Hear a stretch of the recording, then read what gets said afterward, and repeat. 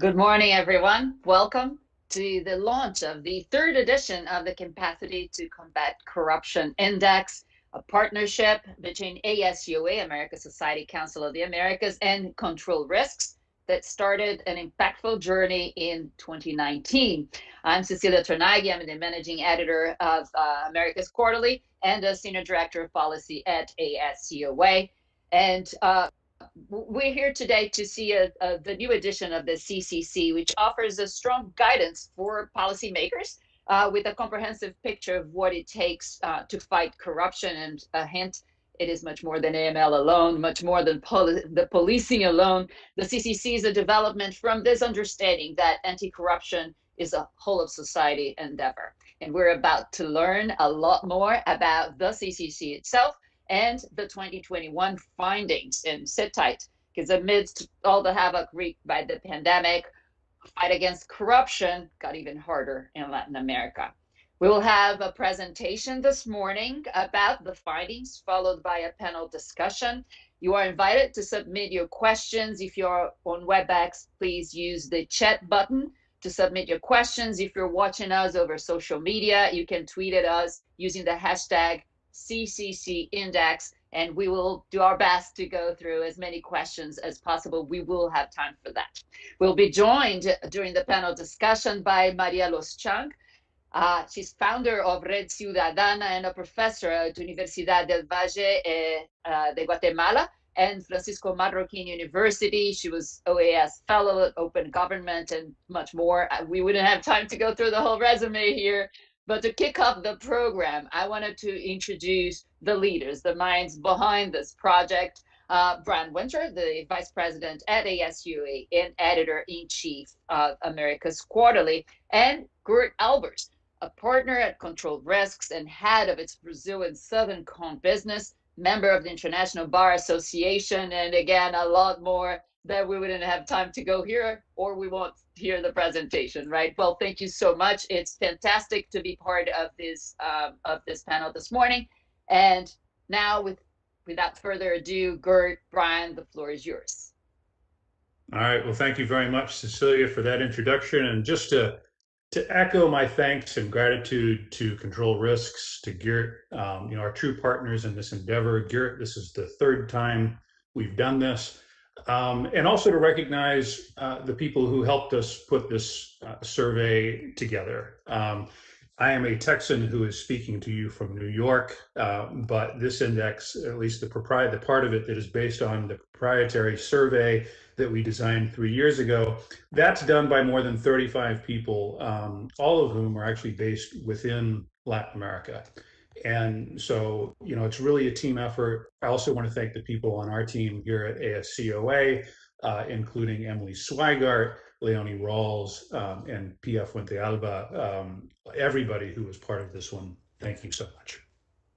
Well, as we were putting this index together back in March, comments by Mexico's president, Andrés Manuel López Obrador, at his mañanera, his daily press conference, really caught our eye. He said, and I quote, he said, "I can say there is no corruption. It's over because the president is not corrupt and he doesn't tolerate the corrupt."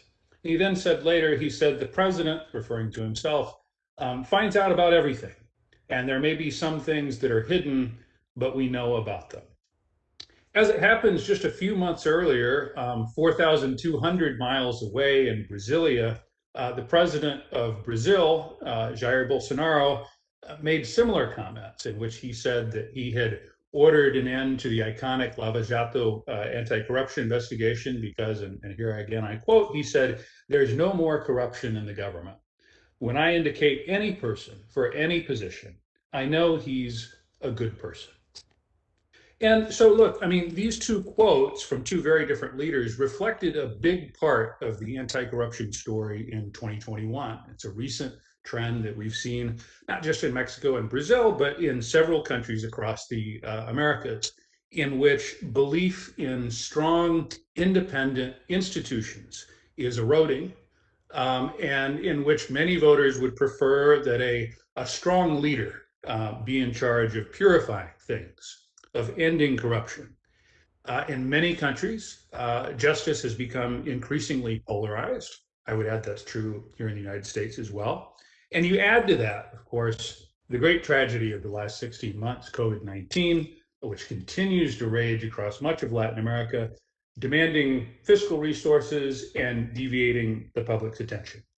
And what we've seen as a result of all of this is a decline in the strength of institutions, and particularly anti-corruption institutions in many countries. And that's too bad, because we know from experience that strong institutions really are the only effective tool over time for battling corruption. But look, it always bears repeating. Latin America is a big, diverse region. There are still many brave prosecutors out there and judges battling for the anti-corruption cause. Interesting things are happening in private sectors across the region also with the growth of compliance. And this index looks at 15 different countries, and there are a few that bucked the trend in 2021 and are moving in a positive direction. And today our plan is to really look at both the countries where we've seen some backsliding in the anti-corruption environment and those where we've seen progress as well. So for those who are new to the index, and Geert here, if you want to put up the slides, I just want to talk briefly about what the index is and what the index is not. The index, the CCC index, the Capacity to Combat Corruption Index, does not measure perceived levels of corruption as some other studies do. Instead, the CCC index evaluates and ranks 15 countries in the region based on how effectively they can detect, punish, and prevent corruption. Countries with a higher score are deemed more likely to see corrupt actors prosecuted and punished. Also, to just talk briefly about what we're trying to do here, the goal here in laying all of this out is not to shame countries. The goal is to foster a productive policy discussion around the policies that make anti-corruption efforts more effective. This index, now in its third year, also serves as a valuable tool for both governments and the private sector. So I see we've got the slide up now. Here's just a brief overview or a preview of what we're going to do this morning. We're going to walk you through the index itself. We're going to talk about its methodology, its findings, and the results and trends. And then a little later, after we've done this initial presentation, we're going to have a focused discussion on Central America, specifically Guatemala, and anti-corruption efforts there, given how some of you may have noticed, that is a subject that has been in the news quite a lot lately. So with no further ado, Geert, over to you.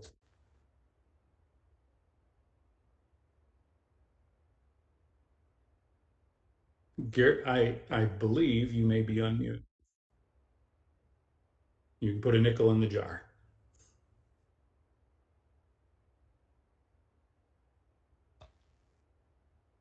Can you hear me? Now we can.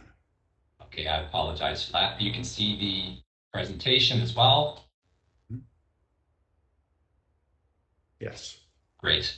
So as Brian mentioned, we launched this index about 2 years ago, 2019. This is the third edition.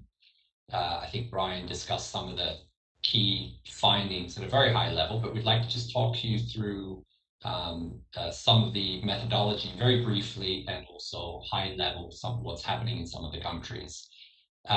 Suffice to say, we launched the index yesterday, and it had significant ramification. I think it's probably the correct terminology. It was reported in many journals, including front covers in many of the countries, and you'll see some of them here. Just to state, I guess, that the anti-corruption agenda, although it may not be fully alive in many political circles, it certainly is among society and media at large. So I think it's important just to highlight that the index and anti-corruption movement specifically is still very much a theme. When we look at the index, I think it's really important, just for those not familiar with the index, to highlight what it is that we actually look at and what we measure. in summary, because obviously there's a lot of detail here, we look at three key pillars. We look at legal capacity, and legal capacity is essentially the capacity, the tools and institutions available to combat corruption. That includes independence of the institutions, judiciary, anti-corruption agencies, the prosecutor's office, expertise in white-collar crime and the like. There are 7 drivers there. We look at a critical pillar, which is democracy and political institutions, where we essentially look at the strength and functioning of the democratic institutions generally. But we also look at things like clear and enforceable rules around campaign financing and rules around coalition building, for example. And then the third driver category here is civil society and media. And this is essentially, the existence and effectiveness of civil rights movements against the anti-corruption or against corruption. We look at social media and digital communications and how effectively those are being used, and also the independence and quality of press overall. On the right here, you'll see 15 countries covered. We started in 2019 with 8 countries. Those are the ones with the asterisks next to them. We extended the index to 15 countries last year, so 15 major Latin American countries. And this year we repeated those, so we have comparable data year on year, which I think is quite useful. A final note on methodology. How did we actually measure what we measured? Essentially, we drew from publicly made available data from renowned institutions like the World Economic Forum, World Bank, World Justice Report, and the like, where we drew on the reports published and information or data points which helped inform those very key 14 drivers. Not all of them have corresponding data in those public reports, but many of them do. To complement that, and obviously to reinforce and fill in any gaps, we also developed and distributed quite a lengthy, structured, fact-based questionnaire to 3 country experts, anti-corruption experts or corruption experts in each of the countries. And we collated the data and we scored the data. And just two points I'd like to mention here. This year, some of the public data was not updated or available, may have been related to the pandemic or not. So there's a slightly heavier influence of the corruption experts' views that's trickled through. And obviously, there's always a certain level of subjectivity involved, but we believe that the methodology is quite robust. And actually, when we look at year-on-year comparisons, they're quite, consistent with what we'd imagined given the scenarios Brian described. Brian, over to you just for a high-level overview here on what we found. Thanks, Geert. Well, so this is the overall ranking. And basically what you see is Uruguay, Chile, and Costa Rica on top. These are countries where institutions have remained very strong. And, down at the bottom, Venezuela, really an outlier, not even close to the kind of the country in 14th place, which is Bolivia. And the overall movement this year, if you look at scores compared to 2020, was we basically had 7 countries that declined, 5 that were more or less unchanged, and 3 that showed some improvement. So I'm sorry, you know what? That's wrong. My apologies. 5 with significant declines, 7 that stayed more or less unchanged, and 3 that showed improvements. Some of the biggest declines were seen in Brazil, Mexico, and Colombia. And on the other hand, we saw a very strong improvement in the Dominican Republic, albeit from a somewhat low level, as well as Ecuador and Panama, which also saw their scores rise. Yeah, so then here you'll see the overall scores in comparison 2019, 2021. So the gold bar, the one at the bottom, is 2019. You'll see, as we move up, the scores moving through 20 and 21. And just to highlight, on the right-hand side, you'll see the variations, positive and negative from last year. But just to underscore, the biggest drops this year in points were Brazil, Mexico, and Colombia. We'll discuss those briefly, but Mexico from 8th to 11th, Brazil 4th to 6th, and Colombia stayed at 7th, although declined in the index. The winners, relatively, because obviously many of them start from a very low base, were Dominican Republic, Panama, and Ecuador. Those were the countries where we saw the biggest increases, particularly Dominican Republic, which is also in rankings from 13th to 10th. But we'll discuss in a little bit more detail these countries and what we found surprising about them, both on the negative and the positive side. If you're like me and you suffer a bit from zoom fatigued eyes, I guess it's going to be hard to decipher some of the nuances in the colors here, but essentially here we're looking at the three categories which would measure all the countries. The different color codes, obviously the darker, the higher their scores. But what I would just highlight from this particular slide is that legal capacity of democracy and political institutions are categories which essentially dropped across the board in Latin America. And that's quite concerning for many reasons. We can discuss those later. On the other hand, civil society and media is the only category where we saw a relative bright spot, not in all four drivers of that category, but particularly in social media and digital communications and the quality of press, we saw an increase. And I think that's a positive driver. Obviously, social mobilization generally was very much restricted by the pandemic, but we saw a migration there to online forms. And the last slide, which I'll show here, will be before we end the slideshow and get into a discussion on the countries. This, I think, slide demonstrates very clearly the brownish gold color here, the civil society and media category, the green one, again, democracy, political institutions, and purple, legal capacity. You'll clearly see how prominent the civil society and media category continues to be. But if you look on the year-on-year comparisons, as I mentioned, that is the only category where we saw some level of increase. And we saw that particularly strongly in some of the countries which have come out as, let's say, winners this year, particularly in Ecuador, Dominican Republic. But I would say this holds true for the largest part of the region. And on that note, I'm going to end the slideshow. And let me just, I think you can probably, I'm just trying to get myself back on the, just 1 second, please. There we go.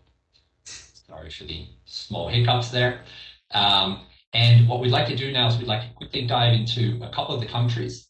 We'll do that quite quickly because we do want to get to Q&A, and obviously we have a panel discussion, including about Guatemala. The three countries I want to quickly highlight are Brazil, Mexico, and Colombia. So in Brazil, the biggest point drop in the index, that was largely due to less than independent appointments to the chief prosecutor's office and federal police by President Bolsonaro. We saw the formal ending, rather, of the Lava Jato task force, as well as Greenfield and some other task forces. So I think that's an important element which contributed to that as well. We have noted very problematic democracy and political institutions credentials in Brazil, particularly when it comes to lawmaking and ruling processes. We saw the president fully embrace traditional pork barrel politics in Brazil as he was under fire, continued threat of impeachment, and certainly during the pandemic, the president lost significant political capital. So that was a political survival strategy. We also saw in March, for example, that the OECD to make their permanent or to oversee Brazil's anti-corruption efforts, which is quite alarming. There were obviously some positive signs in Brazil as well. A new law on public procurement, which offers more transparency and compliance requirements for companies. And also the private sector in Brazil, particularly companies, have been quite active in continuing to push compliance. In terms of Mexico, almost a continuation from last year. Again, Mexico was another country which slipped from 2020 to 2021, as it did from 2019 to 2020. Despite the anti-corruption rhetoric, we really haven't seen the anti-corruption system, or the national anti-corruption system, put in place. It hasn't been implemented. Budgets are very limited and have been restricted even further due to austerity. And there are significant questions in Mexico around the independence of the anti-corruption agencies for that reason, and the chief prosecutor. The outlook there is not that positive, despite what AMLO has mentioned. Some members of the Morena party, which AMLO is obviously involved, are also under investigation for corruption. And the one iconic case which Mexico has against the former chairman of Pemex hasn't really moved anywhere. So not great news in Mexico. And finally, on Colombia, before we hand over to a couple of countries which Brian will look at. So Colombia, we saw the country slip almost on all of the legal capacity variables, so the rule of law variables, 7 of them. We noted particularly concerns around the independence of the chief prosecutor, again, who was handpicked by the president, and also the ombudsman and the Inspectoría General.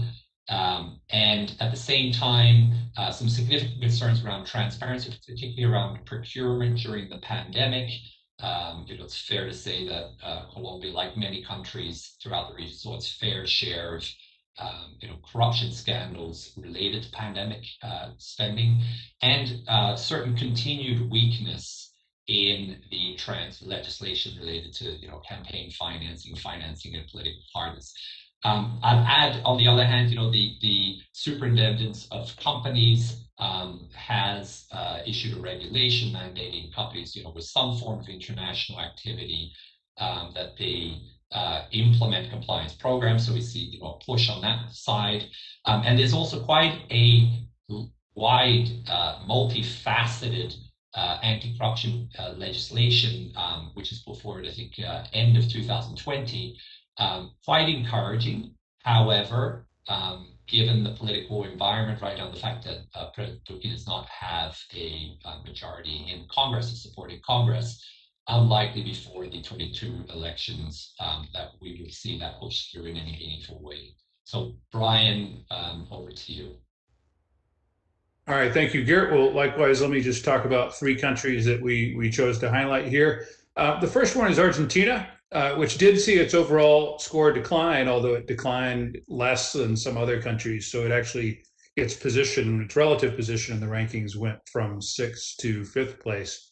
And its declining score reflected in part a perceived increase in the politicization of the judiciary and anti-corruption institutions in recent years. That contributed to a 7% drop in the country's legal capacity score, and that sort of sub-score that we track. International watchdogs have continued to express concern over the perceived influence that former president and current vice president Cristina Fernández de Kirchner may have over parts of the judiciary. In August, 15 anti-corruption officials from the Financial Intelligence Unit were dismissed, casting doubts on that body's independence. On the other side, on the civil society side, Geert, which you mentioned when you were going over the index in general, you can say that in some countries, people don't care as much about corruption anymore. That really doesn't appear to be the case in Argentina. We saw an 8% improvement in the civil society and media category, where Argentina's score is well above the regional average in all variables. And that really reflects the fact that anti-corruption efforts remain pretty front and center in the agenda there. So moving on to Peru. Look, Peru has been a center of anti-corruption efforts in Latin America in recent years. Politics there have often been chaotic as a result. So it's I suppose you could say, a textured story there. What we've seen recently there that contributed to its continued strength in the CCC index was a campaign finance reform that many saw, our respondents saw as positive and contributing kind of to the overall democratic environment there. We also saw renewed examples of very powerful people being held to account, regardless of their position in politics or in the private sector. One example of this was President Martin Vizcarra for his role in his alleged role in a VIP vaccine scandal. It is worth noting, though, the uncertainty of this outlook going forward. And I think all of us are watching this election result in Peru. Pedro Castillo, who seems like the likely winner at this stage of the June 6th presidential election, he has promised to strengthen anti-corruption agencies, but he's also vowed to create an anti-corruption council over which he will preside. Going back to what I was saying during my introductory remarks, I think it's safe to say that is one worth watching. Moving on to the Dominican Republic, which really is the most positive story. It's the biggest mover in the upward direction that we had in this year's index. And once again, it appears to be driven, at least in part, by politics. We had a new president, Luis Abinader, who took office in August of last year. And he has made what appears to be, at least so far, a big and fairly even-handed anti-corruption push. He created a cabinet of transparency, prevention, and control of public expenditures. He appointed an attorney general that the respondents of our survey saw as independent. And the number and breadth of anti-corruption investigations have increased since he took office. Just noting here from the report, authorities have investigated alleged corruption in public contracts from the previous administration.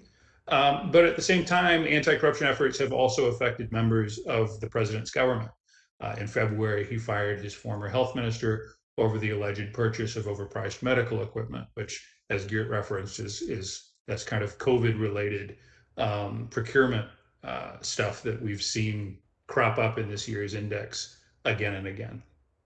So with that, Geert, I do want to talk about, or we should talk about, Guatemala as well, because that's kind of at the center of the next part of our discussion. But I want to hand things back over to Cecilia so we can get into the more interactive part of today's presentation. Sounds good, and without PowerPoints to confuse us, or me at least. Right. Yeah. Thank you. The electronic world, we're all learning to navigate better, right? Mm-hmm. Well, thank you. This index is really, it's eye-opening, and as a Brazilian, it is further eye-opening here. So, just before we dive further into Guatemala, just wanted to ask Geert if you would go just a notch more into the pandemic impact on this year's, where you see the pandemic being more only procurement or any other area that was more impacted by the pandemic itself? Yeah, so generally speaking, the pandemic, of course, came, it always comes at a bad moment, but it's certainly generated or amplified some of the negative trends that we're already seeing. But there's a bit of a symbiotic relation there between, combating pandemic and corruption. So the pandemic itself is a significant generator of corruption risk, where you relax government regulations, standard procurement processes, accelerated purchasing, all for good reasons. You obviously create greater vulnerabilities for corruption. We've seen that across the region, I would say, with very few exceptions. Uruguay certainly is one of them. We've seen pretty much the significant scandals, in almost all countries.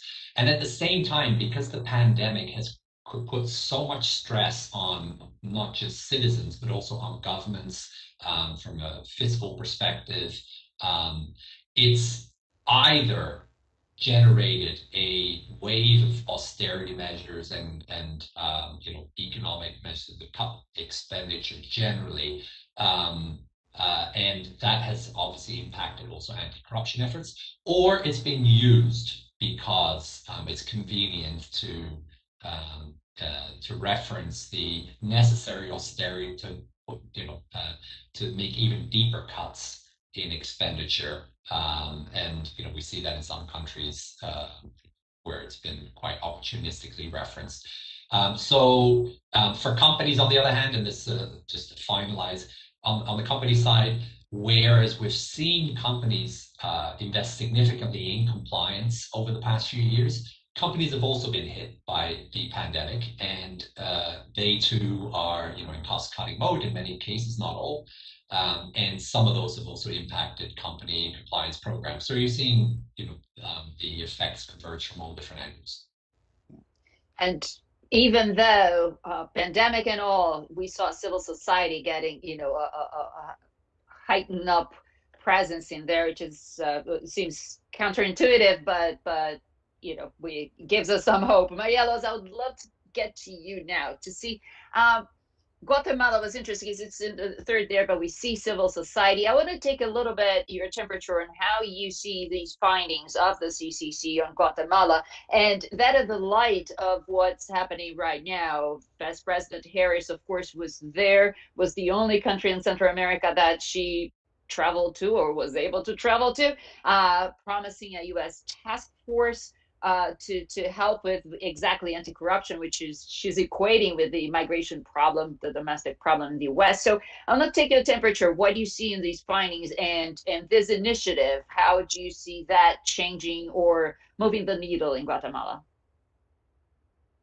Thank you, and thank you, Brian, Geert, and Cecilia and Emil for letting me join in this panel of discussion. Let me start with the second question regarding explaining a little bit what this task force is about. So according to official communications from the White House, the new task force will be focused on three aspects. First, apply the global kleptocracy initiative to prosecute corruption cases in Guatemala, El Salvador, and Honduras. And this is interesting because you are not only adding officials, but also people from the private sector, NGOs, or even from the United States officials who are collaborating in committing acts of corruption. The second aspect that they will be trying to help here in the region is to expand the number of resident legal advisors to provide capacity building, training, and case-based mentoring to the Guatemalan Public Ministry, especially with the FESI, that is the Special Prosecutor Against Impunity Office. So that's a good news. And the third one is a rapid response capability to deploy U.S. prosecutors and law enforcement experts to provide mentorship to develop corruption cases. So what you see here is like they actually try to not only improve the abilities that we have in Guatemala, but also bring the expert support that United States has also shown in the past. And this leads me to the second part of my exposition, that what can we expect from this new task force? So you can see there is a record of successful cases that the United States has brought against Guatemalan officials and politicians, confessions and convictions that would have been unlikely to be achieved if they had been tried in Guatemala. So that's good news. For example, the case of Mario Estrada, a presidential candidate who was not so far from winning the elections in 2019, and who was captured and convicted in Miami because he was conspiring with the Sinaloa cartel to assassinate his competition. And of course, in change, he was giving the cartel access to ports, customs, and the defense ministry. So that was an emblematic case for us because it can only be carried out here in the United States, because what we see here today in Guatemala is that Sofia Hernandez, who is also part of the Mario Estrada's political party, and has been sharing a huge share of power here in the Congress. She is the vice president of the Congress, and we are not seeing any kind of repercussion or penalty for being part of Mario Estrada's political party. So in that sense, the task force can be quite positive because it can help us develop investigations and cases that will be almost impossible to happen here. In addition, the United States has a robust package of laws that can help to have a better investigation. It's not that we don't have it here in Guatemala.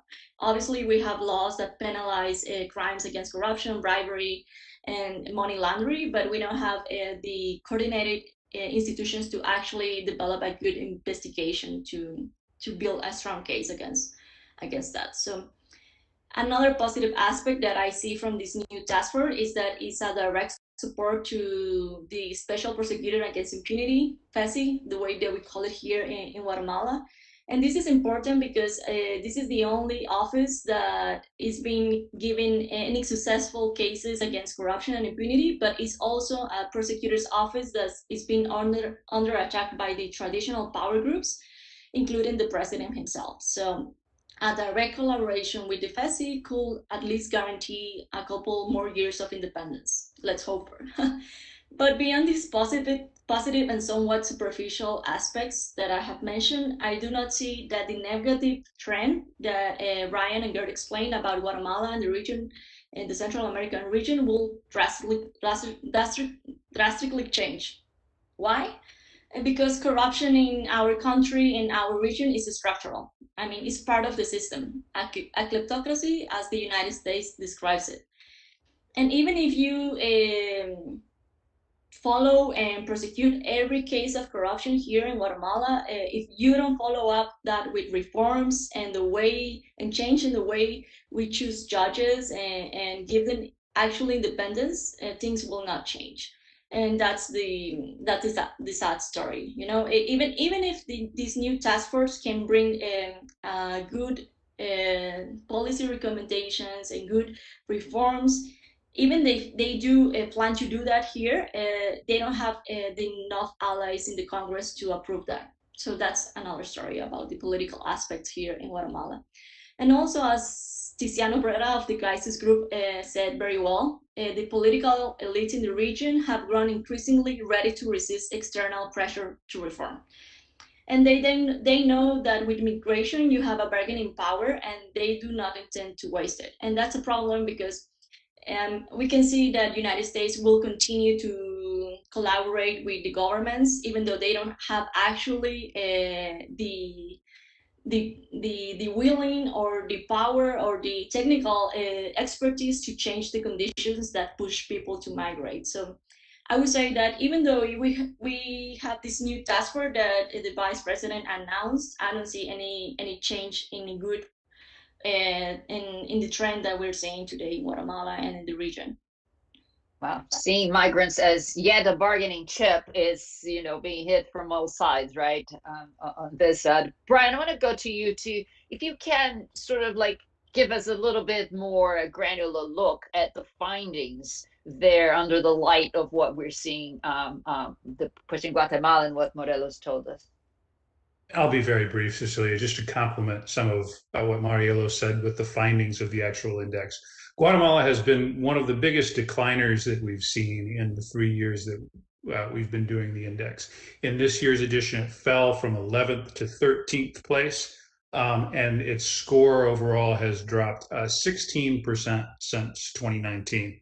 And this reflects a variety of things. I mean, the variable in the index measuring the anti-corruption agency's independence and efficiency fell a lot. I mean, it fell by 32%.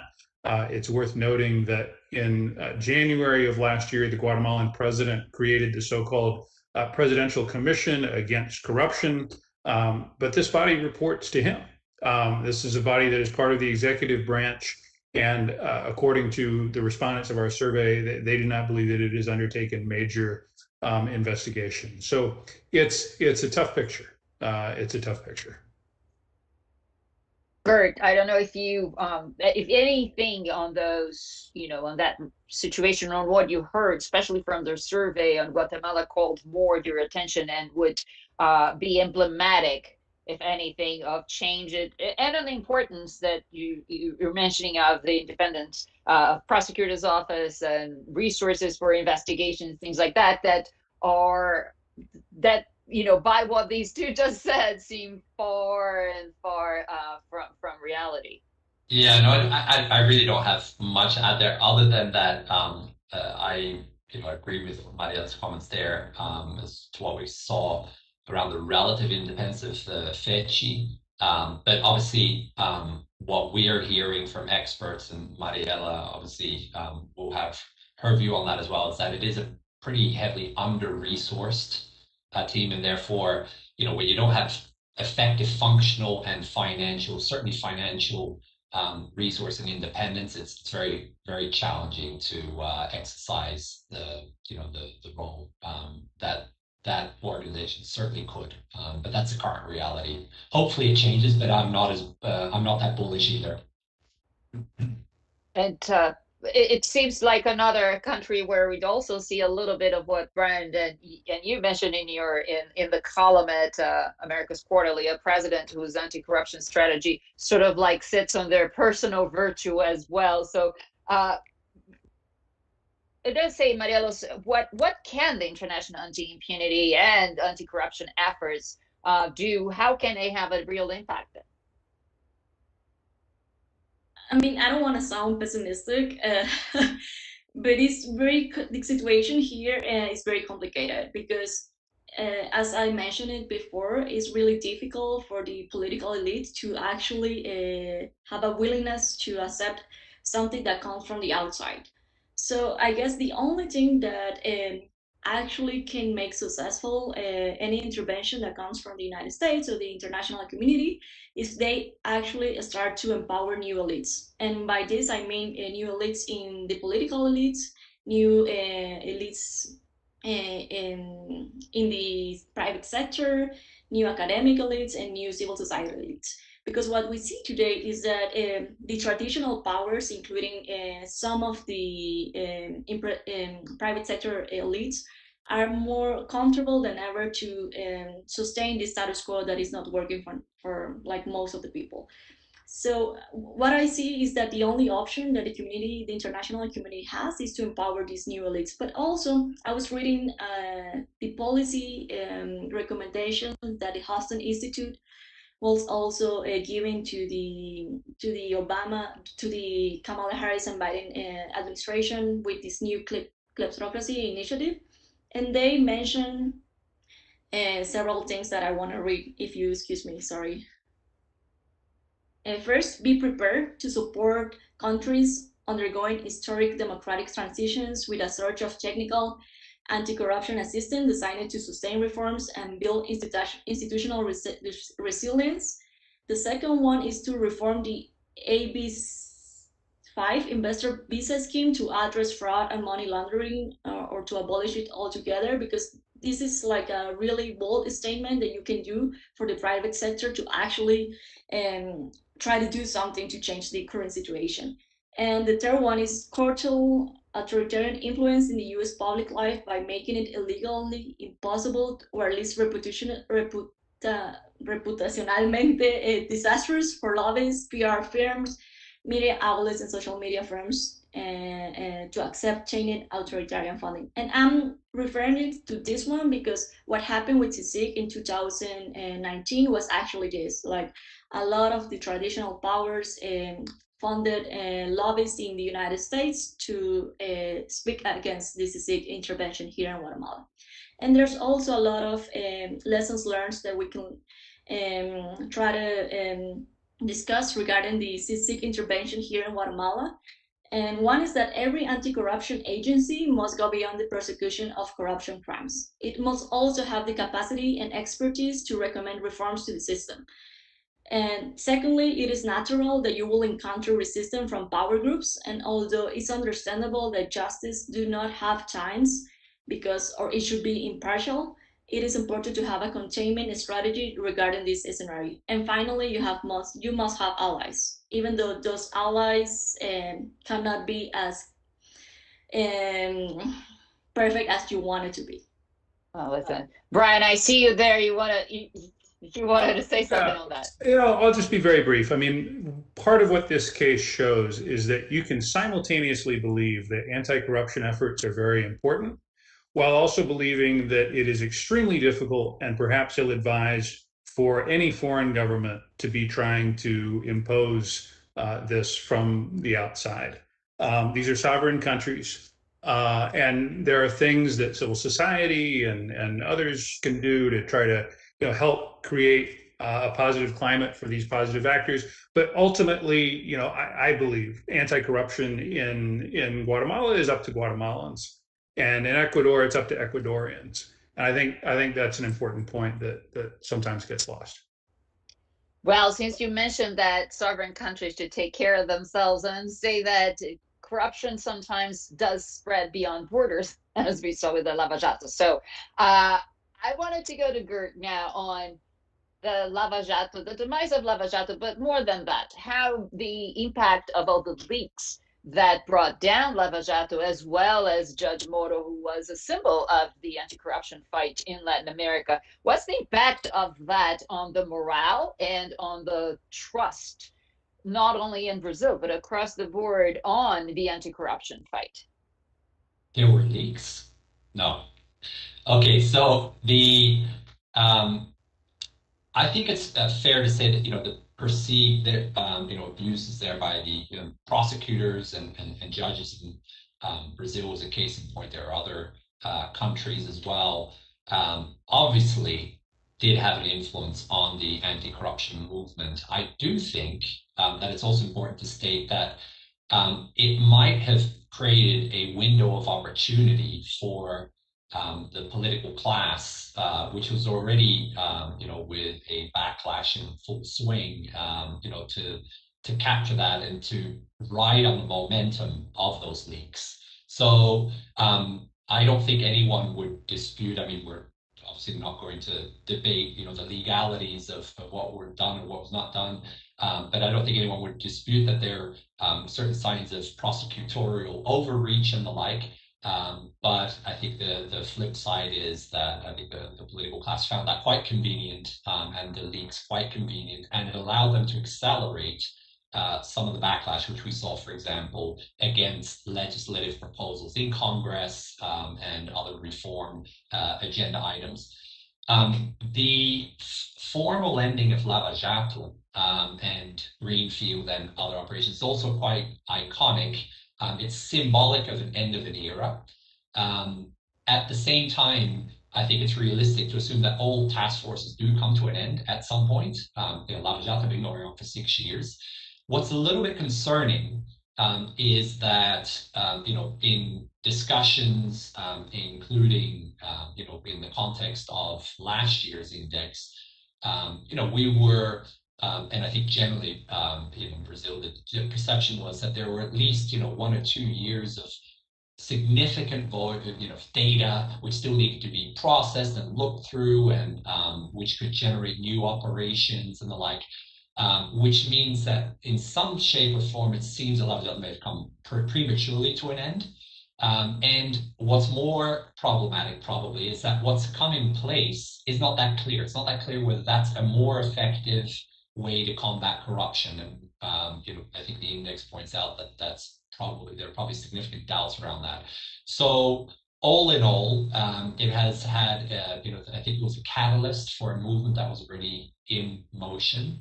I think it had more impact in Brazil than outside Brazil, but because Brazil is so important in the anti-corruption movement in Latin America generally, which includes international cooperation, like when things slow down in Brazil, they tend to slow down in the rest of Latin America as well. Certainly in this particular wave of anti-corruption we saw, since the mid-2010s.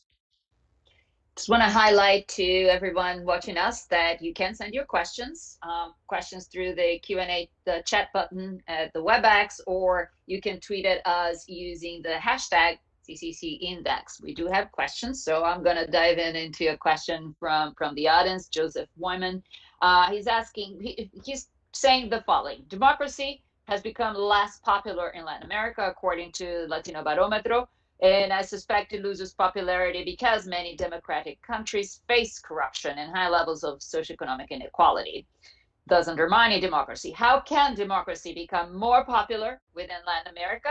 And what can civil society and the private sector do to support democratic institutions? Who wants to take that first? Marielos, do you want to take that challenge for Guatemala? I mean, that's a pretty difficult question to answer. I would say that you have to start with the very beginning, and it's at least try to actually have a democratic culture between citizens, and that is try to speak, try to have dialogues, try to have even public spaces that can reduce the polarization in our countries. Because one of the biggest issue with democracy today is polarization, and that tends toward authoritarian regimes, what we're seeing in Peru and what we're seeing in El Salvador. And the thing is that in Latin America, we are very used to caudillos. And that's a big issue because we try to hope for the Salvador or this caudillo figure that is gonna save everyone. And that's why in democracy here in our countries are very weak, because we're trying to see these big figures instead of like trying to work toward having very strong political parties, or trying to have a civil society that is more than just one figure or one person. So it's very cultural, I would say, and we start with the beginning, like try to shift and modify this cultural thing, and start with dialogues, start with spaces that you can actually discuss things without being polarized. Geert, do you want to weigh in into the private sector role in all of this? Yeah, certainly can weigh in the private sector role. One thing I do, maybe just to add something there on the public side, one thing we did note in the index is the degree to which access to information, is varied. So the access to public information and government expenditure and just transparency of government overall, that's been very much under threat. On the other hand, there are countries, several of them around the region, including Ecuador, for example, and Costa Rica recently implemented reforms in that front as well. We're actively promoting greater transparency and information for citizens. And we know there are several other initiatives like that going on in the region. So I think that is a really important initiative, greater transparency, accountability, and accessibility to information for citizens at large.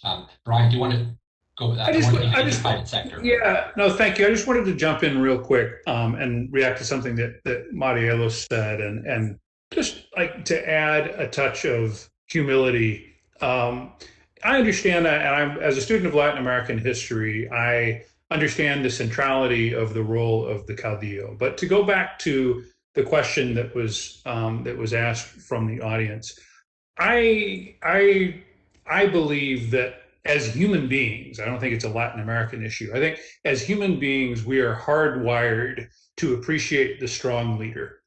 And there's all kinds of psychology that kind of helps explain that. And I think sometimes history works in cyclical fashion, and we've just been through a cycle here in the United States, as well as in many other parts of the West, where we had one of those strong, only I can do it leaders come along. And ultimately what we learn, these sort of cycles that we go through, sometimes we have to relearn as societies that these institutions that we create, while often imperfect, really are the best vehicles that we have for fighting corruption and any other number of ills, resolving our disputes in democratic fashion, and so on. So I feel like part of what's happening throughout the Americas right now is that perhaps some countries very different from others, but I feel like we're, unfortunately, in my view, in a process where we're going to have to kind of relearn some of those lessons that we learned in the 20th century that showed us how really at the end of the day the strong leader is not the solution, that we need to build these institutions. And that's hard to do, but I think that's probably where we're headed. Yeah. You mix kleptocracy with building institutions, you have there a conundrum on how do you get there, right? So that's the work that's cut out for us. And we have another element coming out, which is in the question here that raises that issue, Bitcoin. So if there is a question from Jay Brickman, if any of you think that El Salvador's move to Bitcoin will foster more corruption. So we have AI, we have all those other elements that are now in the playing field for anyone going for a bribe or whatever it might be. How do you see that? El Salvador is just emblematic, but do you see that as a risk and a big problem? I think we're going to have a really long silence here. I'm certainly no expert on Bitcoin. It's obvious that Bitcoin is used, for criminal matters, including cyber crime. It's become, at least not just Bitcoin, cryptocurrencies have become the choice for cyber criminals. I don't know whether we can automatically equate, Bitcoin being adopted as a national currency with, increased corruption, crime, money laundering at national level, whatever. I think the challenges there are probably much more macroeconomic and whether it's even feasible for a country to adopt, for example, a currency which is so incredibly volatile in the first place. And where they have absolutely no control over, there's just limited reserves by the very nature by which Bitcoin's created. But these are just literally just immediate thoughts where it just seems absolutely impractical. I don't really, or I haven't really thought through whether that would generate additional. And it's not illegal. It's just like they made it legal tender, right? So they made it a national currency. So it isn't illegal. Everybody can use it. Go ahead, Marielos. Sorry, Cecilia. I just would like to add, it doesn't matter if it's Bitcoin or dollars or quetzales in Guatemala. I mean, we have still the structural problem that is corruption. So if you don't change that, the money laundering, the bribes will be in dollars or Bitcoin. It doesn't matter. What you have now is just another thing to trade off, and that's the big issue. I don't think Bitcoin in El Salvador will change anything, and if what we're seeing, if the trend continues of what we're seeing, I guess we will see in the future that Bitcoin was another excuse to facilitate illicit and corrupt acts. It's incredible, but we're very close to the end of this conversation, which I could go on for another hour and a half here because it's fascinating and there's so many questions. But I do want to put both of you, Brian and Geert, on the spot with this question here coming from Francisco Morandi via WebEx. He's asking, is there any way you make the CCC index more of a leading than a lagging index? And can frequency be increased, say, quarterly? I can answer the second. I would struggle to work, with our team to actually catch up. There's a lot of work goes into it. We'd love to do it more frequently, but I think once a year is probably as much as we can digest right now. In terms of the forward looks, I have an idea or two, but Brian, please. Compared to how do we save democracy, that was actually a pretty easy question, I thought. As far as how to make it a leading indicator, look, we're always open to suggestions on the results, on the methodology, to discussing them, to talking to people about them. And I would say, look, I think we're very cautious and we come at this, both of our organizations, and I know that the people who respond to the proprietary survey as well. These are serious issues that we're looking at here. And we do so in a constructive spirit. And so I just be personally wary of a leading indicator and trying to anticipate things going forward because, again, I think that there needs to be a degree of humility and solemnity to the way we put this index together. But look, I think we're always open to feedback and suggestions. And Francisco, you know where to find me. And I hope we can be in touch. Yeah, the one thing I would add that what we do try to do, of course, is many of the drivers that we try to measure, they don't change from month to month or quarter to quarter. That's one thing. So I think once a year is probably about right. But we do include in each of the country sections, for those who haven't managed to read the full report, we do include things to watch, and we did that and that's more qualitative than quantitative, but it's important because what we're seeing and what we try to tease out from the CCC is some directional tendencies, and things to watch are things which might either consolidate or are potential turning points. So I think for the time being, that's probably as best as we can do. Yeah. And I'll say it is leading in a sense that it is a great tool for policymakers to look at where and areas that countries, and we can improve our own countries. And we do have 1 minute left. I don't know if you guys want to add anything, but we have to close this up.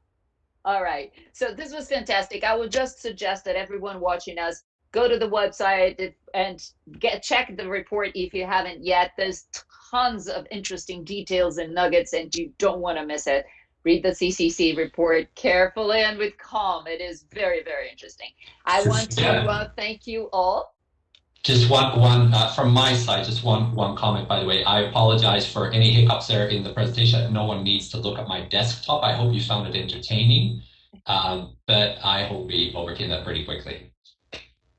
That's right. Well, thank you all for watching. Thank you, Marielos, very much for being with us. Geert, Brian, always a pleasure. Pleasure. And